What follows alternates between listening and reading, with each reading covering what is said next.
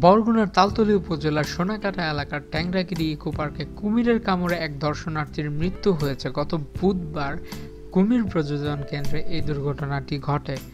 নিহত দর্শনার্থীর নাম আসাদুজ্জামান।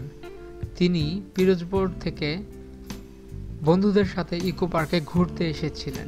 আসাদুজ্জামান ও তার কয়েকজন বন্ধু মিলে পুকুরের নিরাপত্তা বেষ্টনী পার করে কুমিরের সাথে সেলফি তুলতে যায় এবং পুকুরের পানিতে নাড়াচাড়া করতে থাকে। আর সেই মুহূর্তে কুমির এসে তাকে কামড়ে ধরে পানিতে নিয়ে যায়। আধা ঘন্টা পর্যন্ত কুমির তার মুখের মধ্যে ধরে রাখে আসাদুজ্জামানকে এবং সেই মুহূর্তেই আসাদুজ্জামান মৃত্যুর কোলে ঢলে পড়ে।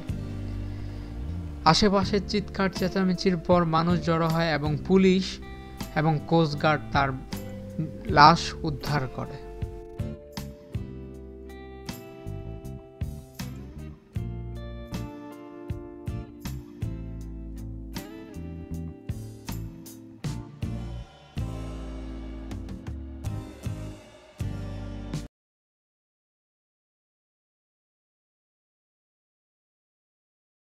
রনি,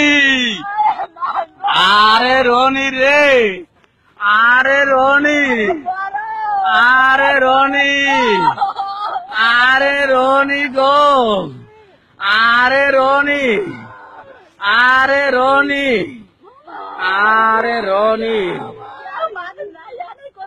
আরে এখানে কি কেউই নাই? আরে আরে এই জায়গায় কি কেউই নাই? আরে রনি গো, তুই কে গেলি, তুই গেলি রনি গো, ও রনি, ও রনি, আরে তোরা কি নাই কেউ? আরে রনি, আরে মায়ের